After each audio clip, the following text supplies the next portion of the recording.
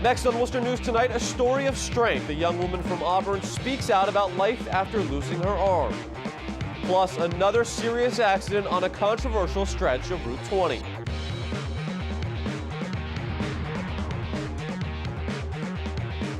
Good evening, thanks for joining us. I'm Tim McCone. We begin tonight with a serious accident on Route 20 this afternoon. It happened not far from where a fatal accident that claimed the life of a mother and infant took place last month. It happened around 2:30 this afternoon, westbound on Route 20 near the Oxford-Charlton line.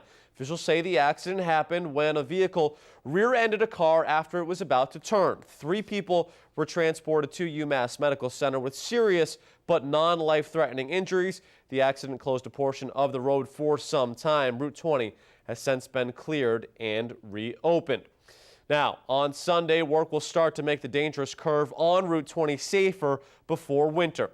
According to State Representative Frost, a guardrail will be installed in the middle of the road on that curve, and the road will also be widened in Oxford near the Charlton town line. The short-term project will cost between $1.2 and $1.7 million. On Monday, Mass DOT officials and lawmakers will hold a meeting at the Oxford Town Hall for residents to offer their suggestions on how other safety improvements for the road can be made. A long-term plan is in the works. Last month, a mother and one of her sons died as a result of an accident in that area. A driver is killed after an accident on Route 122 in Paxton.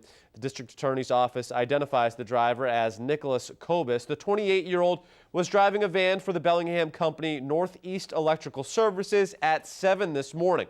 His truck was heading north. Authorities say he crossed over the yellow double lines and struck a pickup truck headed south.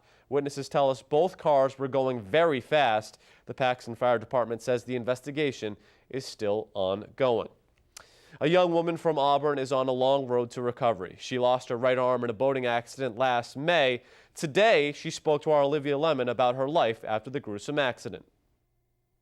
I've just been trying to focus on what I do have instead of what I don't have, and that's kind of what drives me to keep going every day. Nikki Berthium says she's lucky to be alive. The 20-year-old lost her right arm in a boating accident in May. Berthium says she jumped in the water to get a football. She says her friends then threw a rope to help bring her back. I still didn't know the propeller was on or anything, and I kind of grabbed the rope and wrapped it around my arm like you would to pull yourself up. And they let go of the other end, and that end of the rope went into the propeller and pulled me, and that's what got me. Berthium says the next thing she remembers is waking up in the hospital. I had known that I lost my arm, and I was very calm, obviously, and just, I don't know, trying to process it all. But like I said, I was on so many medications when I first woke up that I wasn't even really, it didn't hit me until a lot later on. The Auburn High School graduate says she has spent the last 6 months recovering. Berthium says her injuries were extensive, including nerve damage affecting the use of her left arm. She was motivated to get better. It certainly would have been a lot worse if she didn't have a good attitude about it, and she felt sorry for herself. Her dad, Lionel Berthium, says the injuries were a lot to process at first, but Nikki's progress has been amazing. It's a long road, it's a lifetime, but some of those accomplishments that you have to grab and say, it's getting better. The instinct as a mom is always to help, and so we had an understanding that I couldn't help unless she asked me, so sometimes I have to just kind of hold on and let her do her thing. Debbie DePasquale says her daughter is still independent after the accident. She says sometimes she isn't even sure how she's able to do things. Their medical bills are piling up, but Berthium is scheduled to get a prosthetic arm at the end of the month. It's hopefully going to make my life easier, and then down the road I'd also like to get a cosmetic arm because there's just certain times so you just want to blend in.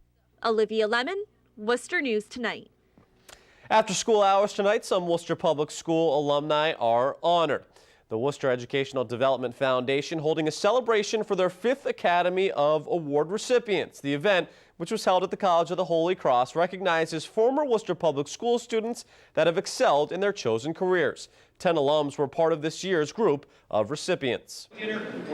That I think it's really, really important to come out and to celebrate some of these great successes. We have a tremendous group of honorees that are truly deserving of this honor, and it's an exciting night. I've seen a few of my former teachers in the crowd, and they say, "Oh, we're here because of you," and I said, "No, I'm actually here because of you."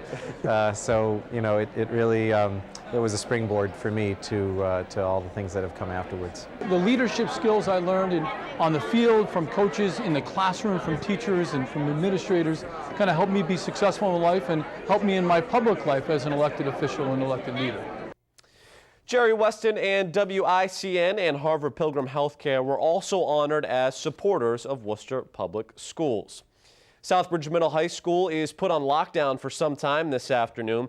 School administrators say all students and staff are safe. They were cleared for dismissal after the lockdown was lifted. Authorities say the lockdown happened after a student alerted a school resource officer after possibly seeing another student with a weapon, but no weapon was ever found.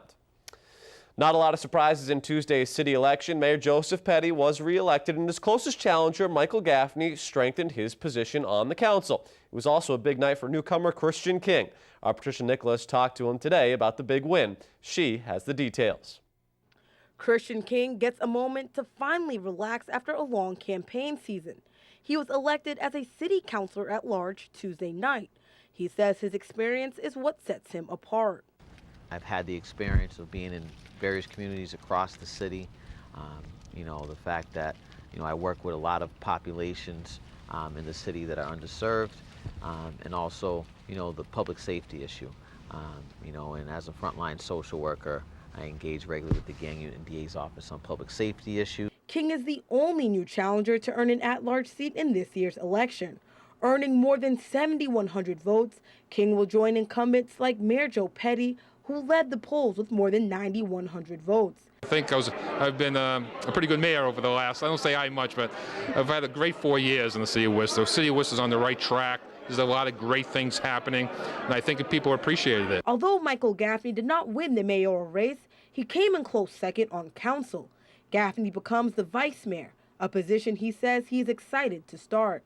The voting count from what was last time was like 14%. We're over 20% from the calculations right now. And I moved up to second place from sixth place, so I'm feeling very good. And although King won't start his new position right away, he is already thinking towards the future. You know, I think right now really what I would like to focus on is catching up to speed on the many initiatives going on in the city. You know, really meet with the various at-large city councilors, the outgoing city councilors, and really get a feel for, you know, things that have been going well with the council. And that was our Patricia Nicholas reporting. Well, overall, it was a good night for incumbents in Worcester's municipal election. Tony Economo and Sarai Rivera were reelected in their districts. Candy Merrill Carlson won the open seat in District 2, and all say they're looking forward to getting back to work. My candidacy has always been on what the people have asked for, and the people have always asked for, what can we do to improve our schools, what can we do to improve the quality of life in our neighborhoods, and what can we do to improve the business climate. As we say, people want to get up and go to work, and they want to raise their kids, and they want to come home to safe streets, safe schools, and have a nice park to bring their kids to. I want to continue to build those bridges to show that it doesn't have to be an us against them. In the end, we all want the same end game. We just go about it differently, so we got to figure out how to work together even when there's differences. The MBTA is getting ready for whatever winter may bring after last year's blizzards that snarled traffic on the T and the commuter rail. This year, the MBTA has some new tools to keep the tracks clear and the trains running. Peter Howe has the story. There's not a day that goes by that we don't think about snow. Gerald Francis runs the MBTA Boston commuter rail operations that 65,000 riders a day count on, and that 65,000 riders cursed last winter after back-to-back blizzards delayed and disabled the system. But coming into this winter, they've got millions of dollars worth of new snow clearing equipment. You may be shocked to know the T never had before. Very large rail-mounted equipment now. This is equipment we didn't have at our disposal last year.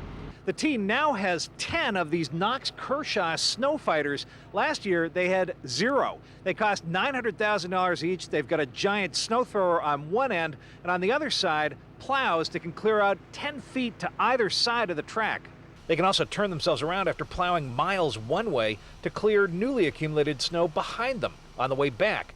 MBTA General Manager Frank DePaula says they'll be pre-positioned all over the commuter rail's dozen lines. We will have equipment already deployed so that we can get right on the track, get them clear to maximize maintaining schedule as closely as possible. There are also 6 new speed swings, front-end loaders on wheels. The T had 0 last year. And 25 new tractors to clear station platforms and walkways. DePaulo says in an historic state of emergency blizzard, the commuter rail could still shut down. But overall, we're preparing for a winter just like last year, and we're preparing to run through the whole winter. Now, a lot of people's first choice for this coming winter would be don't have a winter like last winter, but the second choice, knowing that there are snow-fighting pieces of equipment ready to keep the Framingham, Worcester, and Fitchburg lines open, certain to be reassuring to a lot of MBTA commuters. Outside North Station in Cambridge, Massachusetts, I'm Peter Howe, Worcester News Tonight.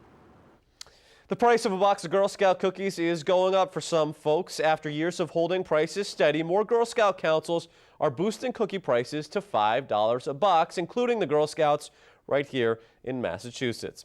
With the increase, troops will now receive an average of 90 cents per box of cookies, up from an average of 62 cents per box. The Girl Scouts organization is divided into 112 councils, which set their own cookie pricing based on factors that include ingredients, market size, and availability, plus shipping costs.